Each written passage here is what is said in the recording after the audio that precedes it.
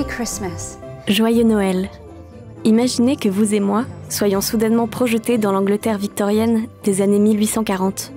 Vous seriez étonnés d'apprendre que Noël est en déclin. En fait, pour la plupart des travailleurs, ce jour n'est même pas chômé. À cette époque, les enfants sont obligés de travailler dans des usines jusqu'à 18 heures par jour. De fait, leurs vêtements sont en lambeaux. Ils sont maltraités et mal nourris. Quel triste esprit de Noël. C'est donc en 1843, dans ce contexte social difficile, que Charles Dickens, auteur britannique connu, décide d'écrire Un chant de Noël. Son récit porte essentiellement sur des thèmes chrétiens tels que le service, la famille, le repentir et enfin, la rédemption.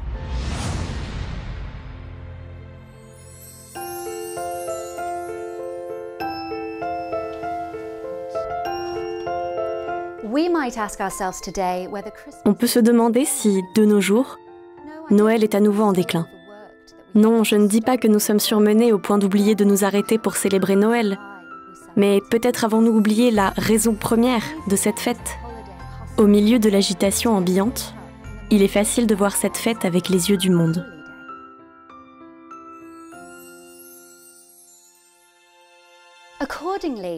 Ainsi, comme le bourru Ebenezer Scrooge, demandons-nous parfois « Quelle raison avez-vous de vous réjouir ?» Ne vous en faites pas. Contrairement au vieil Ebenezer Scrooge, les fantômes de Noël ne vont pas nous rendre visite. C'est un esprit différent que nous souhaitons inviter ce soir. Pendant l'heure à venir, depuis le musée Charles Dickens à Londres et l'ancien amphithéâtre romain à Mérida en Espagne, nous allons entendre des chants et des histoires qui nous rappelleront que Jésus-Christ est au cœur de nombreuses traditions de Noël, que nous aimons tant. Grâce au chemin spirituel qu'il a suivi au cours d'une nuit inoubliable, Ebenezer Scrooge, un avare misérable, est devenu heureux comme un ange. Comme lui, puissions-nous tirer des leçons du passé, savourer le présent et regarder vers l'avenir grâce au véritable esprit de Noël. Dans cette optique, que Dieu nous bénisse tous.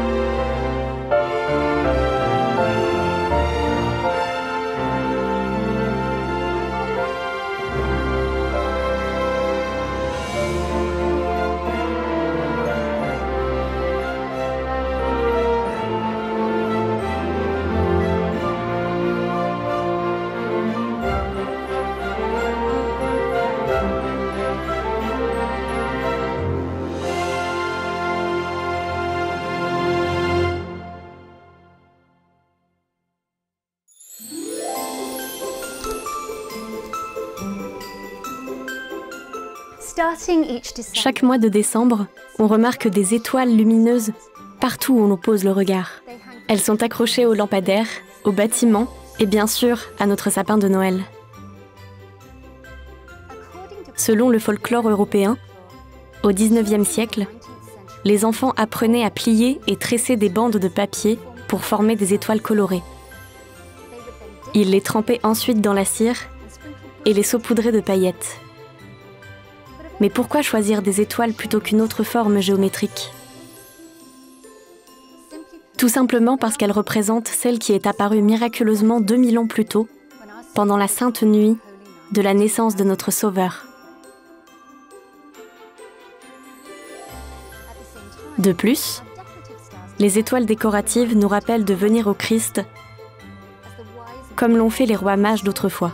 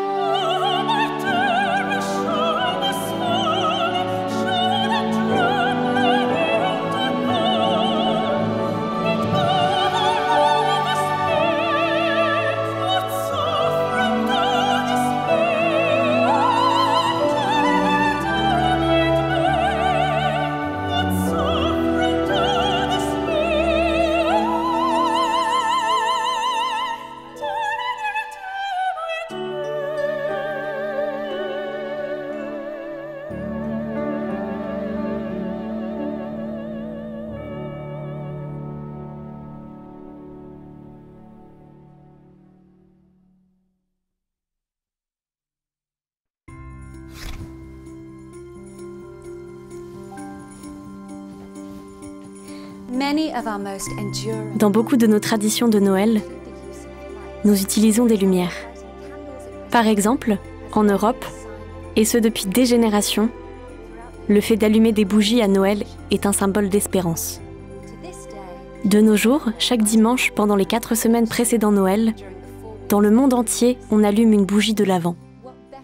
Y a-t-il une meilleure manière de célébrer la naissance de notre Sauveur qu'en éclairant le monde en son honneur ? Jésus-Christ a déclaré « Je suis la lumière du monde. Celui qui me suit ne marchera pas dans les ténèbres, mais il aura la lumière de la vie. »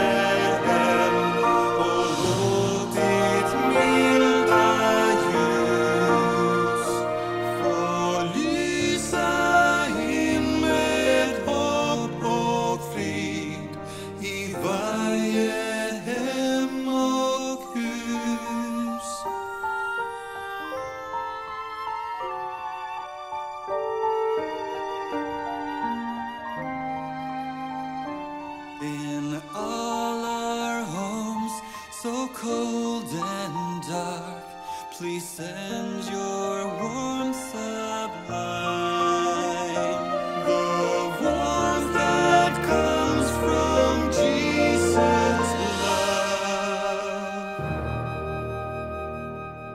This blessed Christmas time,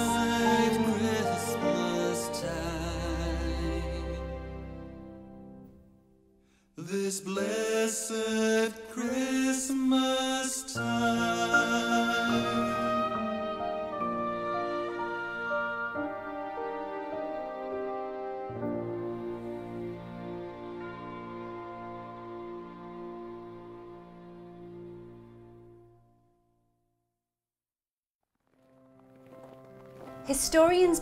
D'après les historiens, c'est dans les années 1500 qu'on a commencé à avoir un petit sapin à l'intérieur de sa maison pour le décorer de bougies en hommage à la naissance du Seigneur. Au cours du XVIIIe siècle, cette tradition s'est répandue dans une grande partie de l'Allemagne, l'Autriche et la France. Même avant la naissance du Sauveur, les gens portaient un intérêt particulier aux arbres qui restaient verts toute l'année. Pendant les mois froids de l'hiver, ces branches d'un arbre florissant leur donnaient espoir en l'avenir. Pour eux, ces arbres à feuilles persistantes représentaient la promesse de Dieu que, grâce à Jésus-Christ, nous aurions tous la vie éternelle.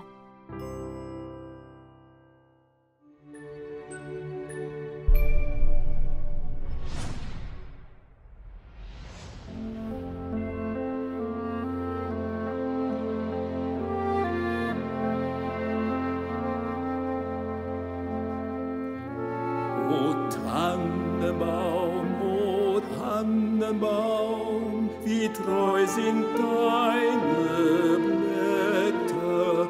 O Tannenbaum, wie treu sind deine Blätter.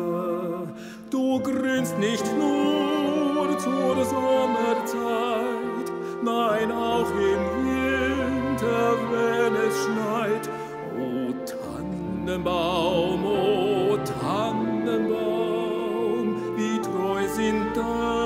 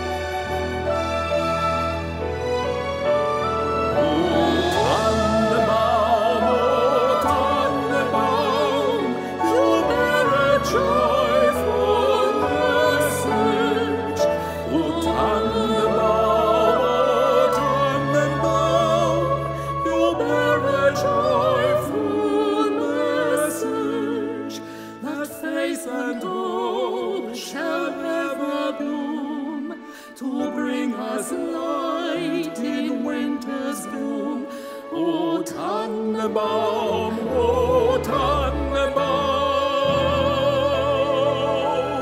you bear a joyful message.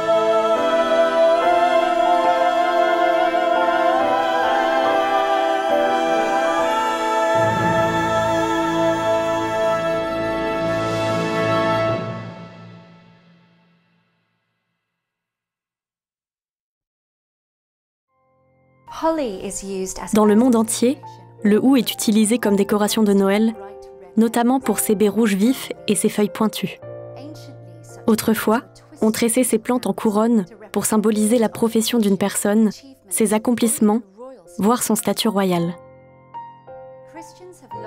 Depuis longtemps, les chrétiens voient dans les feuilles de houx acérées la couronne d'épines placée sur la tête de notre cher Sauveur. De même que les baies rouges nous rappellent les gouttes de sang qu'il a versées de plein gré pour l'humanité. Pour cette raison, dans certaines langues nordiques, on appelle le houx l'épine du Christ. De même, la forme circulaire de la couronne symbolise l'amour infini que Dieu a pour nous, ses enfants.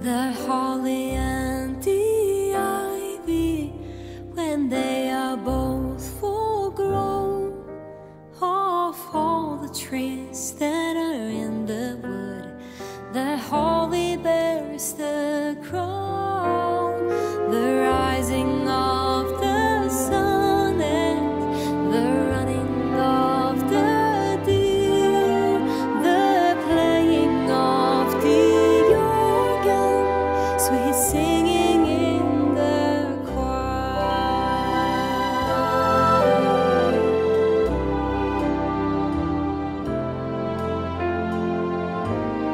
The holly bears a blossom as white as lily flower, and Mary bore sweet Jesus Christ to be our sweet Savior.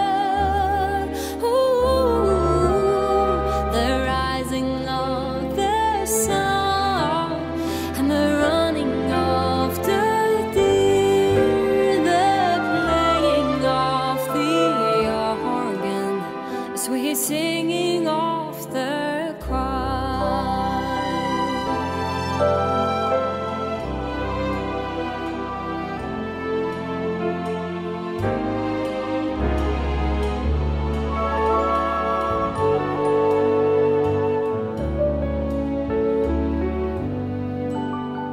The holly and the ivy, as red as any blood, and Mary bore sweet Jesus Christ to do a sinner's good. The rising of the sun and the running of the deer, the playing of the organ, the singing in the choir.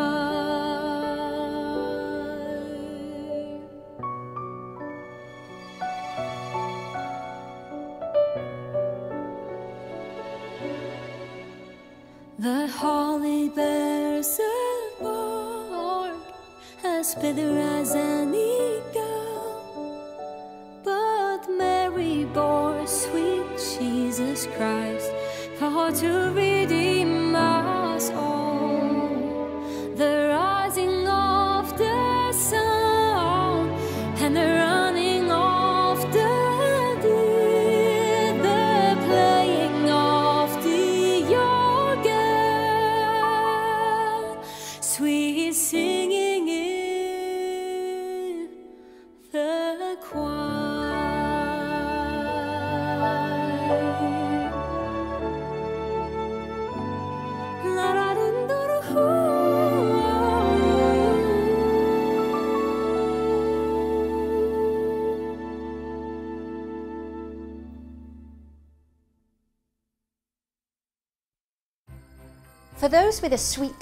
Les amateurs de sucre pensent peut-être que les sucres d'orge ne sont que des bonbons de Noël.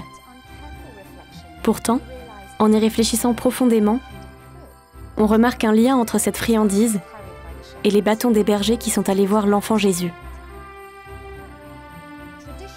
Traditionnellement, l'une des extrémités du bâton de berger était pliée afin de former un crochet pour que le berger puisse guider le troupeau délicatement et le protéger du danger.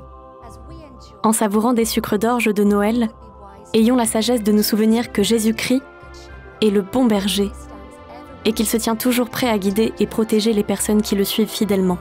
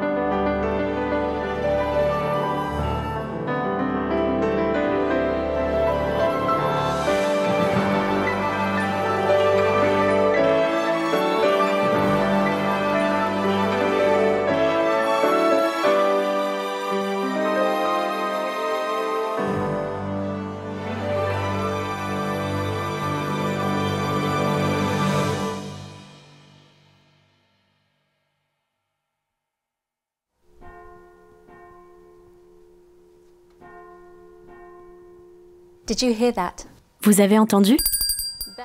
Depuis des siècles, les cloches sonnent pour annoncer l'arrivée de la période tant attendue de Noël. Dans la tradition juive, le grand prêtre portait des cloches dorées au moment d'entrer dans le sanctuaire du temple. De même, les cloches de Noël symbolisent non seulement la joie des fêtes, mais aussi la venue du grand prêtre éternel du monde, Jésus-Christ.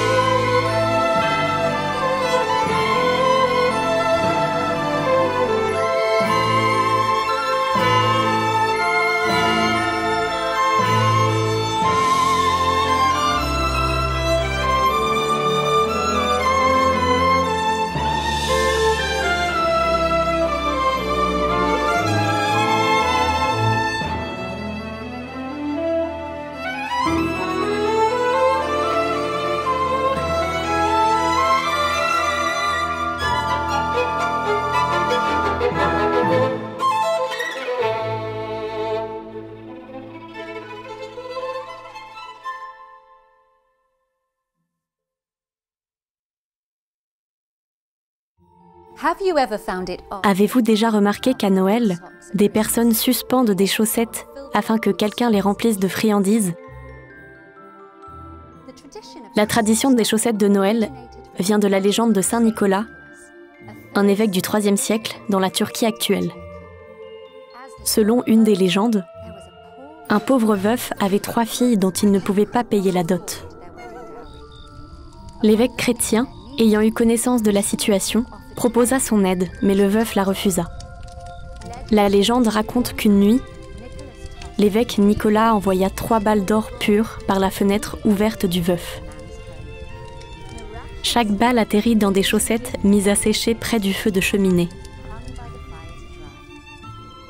Grâce à son don généreux, les 3 filles purent se marier. Désormais, les chaussettes de Noël nous font penser au Sauveur, qui allait toujours de lieu en lieu faisant du bien. En effet, Jésus-Christ sera toujours le meilleur exemple de service envers les nécessiteux et les pauvres. Charles Dickens a merveilleusement bien illustré ce sentiment en dépeignant un garçonnet infirme qui, malgré ses afflictions, allait fidèlement à l'église pour louer le Seigneur. Comme l'a dit le père de Tiny Tim, il espérait avoir été remarqué dans l'église par les fidèles parce qu'il est estropié et que les chrétiens doivent aimer. Surtout un jour de Noël, pensez à celui qui a fait marcher les boiteux et voir les aveugles. Puissions-nous, de même, être tous témoins du Christ, en servant de façon désintéressée nos frères et sœurs du monde entier.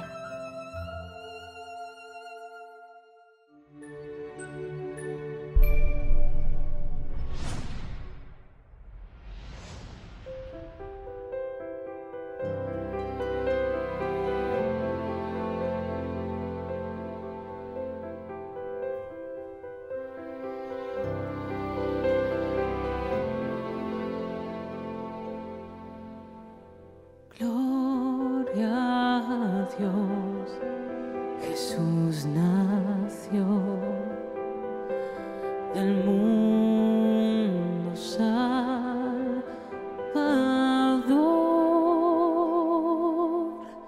Ven a adorar y a cantar al recibir al Rey. Recibir al Rey, venid.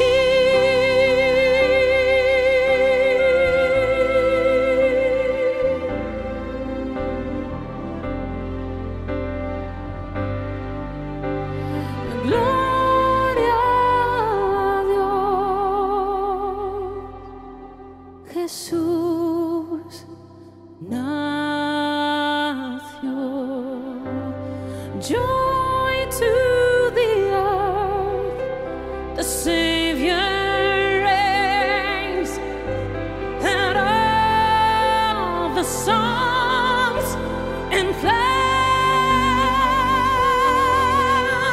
that hills and floods, rock hills and plains. Oh, joy to the world, joy to the world.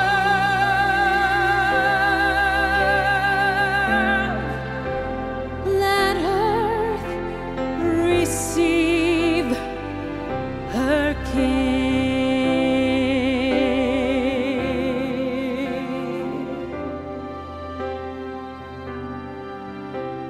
her King.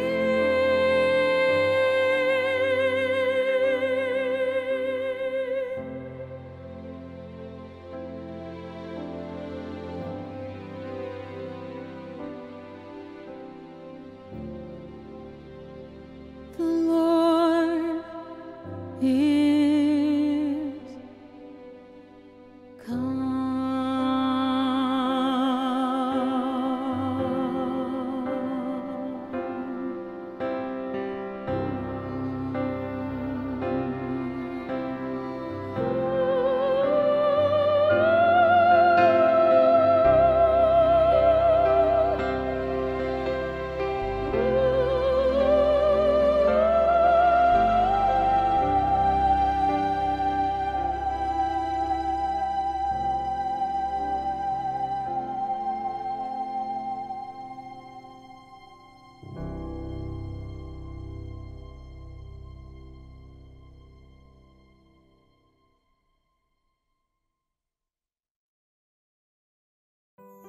Le récit d'Ebenezer Scrooge vous apporte peut-être espérance et inspiration, comme il le fait pour moi.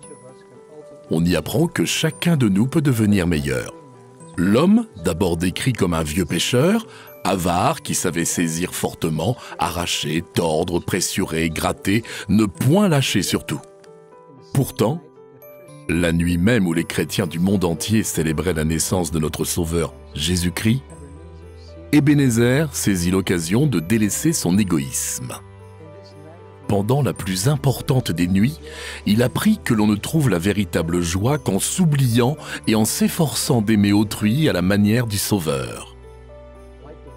Comme les rois mages d'autrefois qui apportèrent des cadeaux à l'enfant Jésus, Ebenezer Scrooge ouvrit son cœur et les cordons de sa bourse aux personnes bien plus nécessiteuses que lui. Nous lisons, Scrooge fit encore plus qu'il n'avait promis.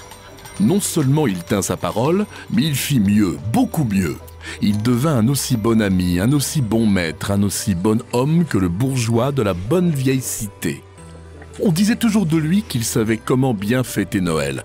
Tout le monde lui rendait cette justice. Mes amis, puissions-nous tous nous efforcer de bien fêter Noël. Puissions-nous être davantage comme le nouveau Ebenezer Scrooge pendant cette période de Noël. Il déclara: « J'honorerai Noël au fond de mon cœur et je m'efforcerai d'en conserver le culte toute l'année. Je témoigne que l'esprit de Noël ne doit pas forcément disparaître une fois les cadeaux ouverts, le repas dégusté et les décorations retirées. Noël est l'esprit de charité, de bonté, de service et d'amour. C'est l'esprit du Christ. »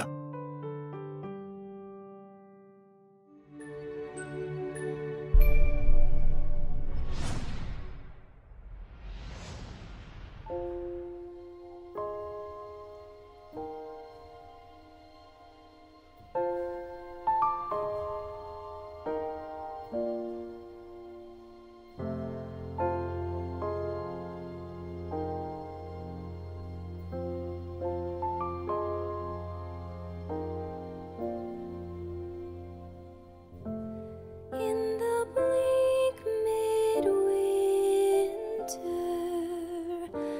frosty wind made moan.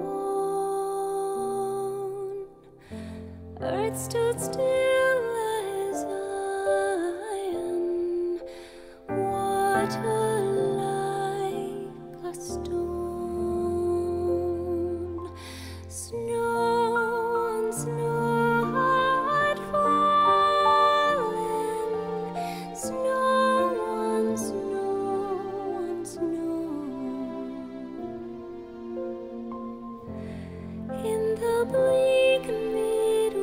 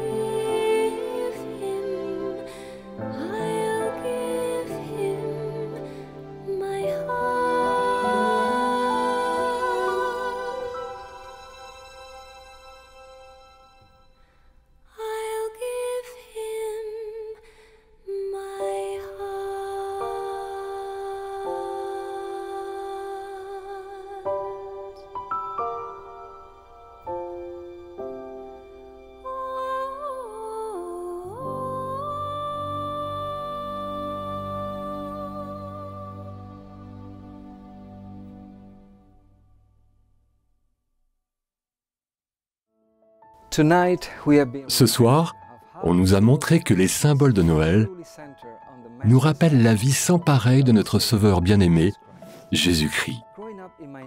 Quand j'étais enfant, en Italie, nous n'étions pas prêts pour ces fêtes joyeuses tant que la crèche familiale n'avait pas été installée.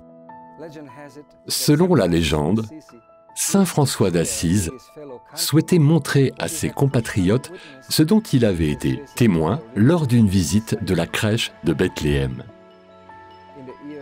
En 1223, à Greccio, il recréa la scène en aménageant une crèche dans une cave avec des personnes vêtues comme les personnages historiques.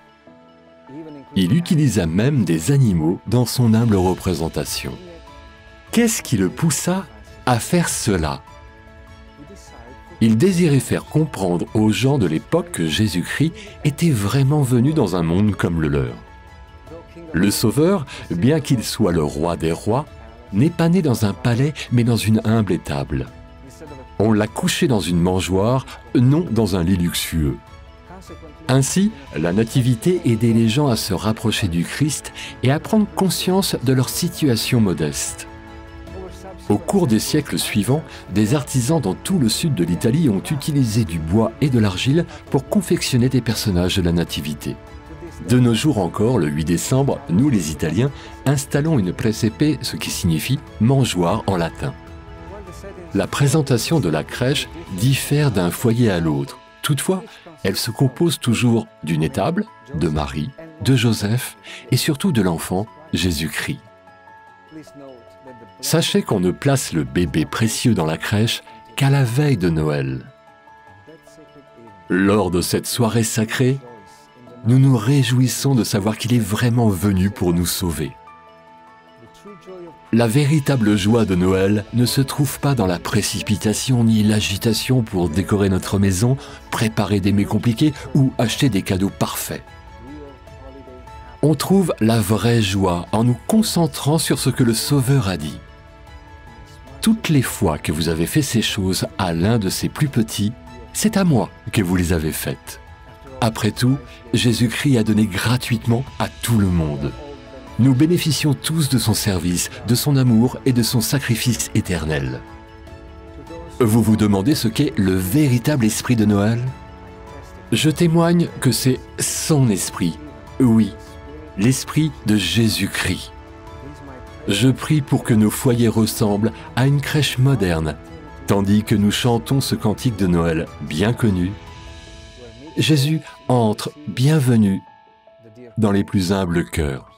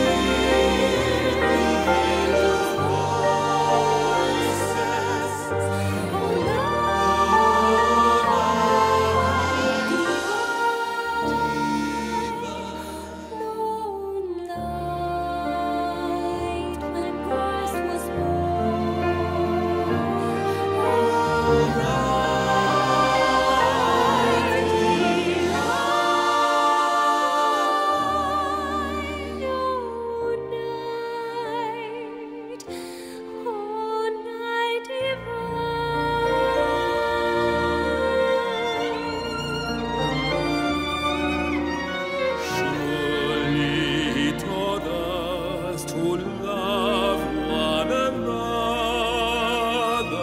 His law is love, and his gospel is peace.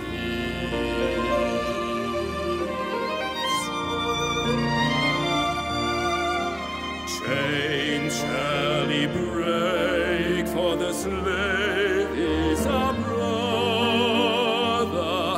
and in his name all oppression shall cease.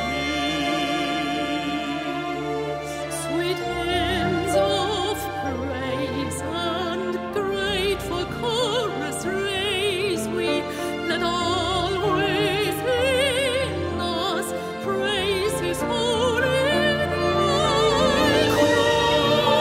Christ is the Lord, his name forever praise. His power and glory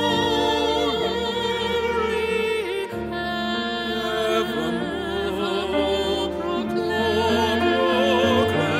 His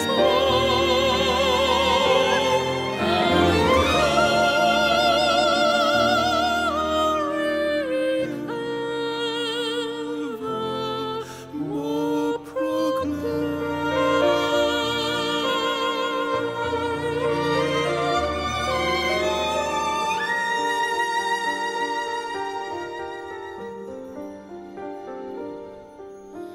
True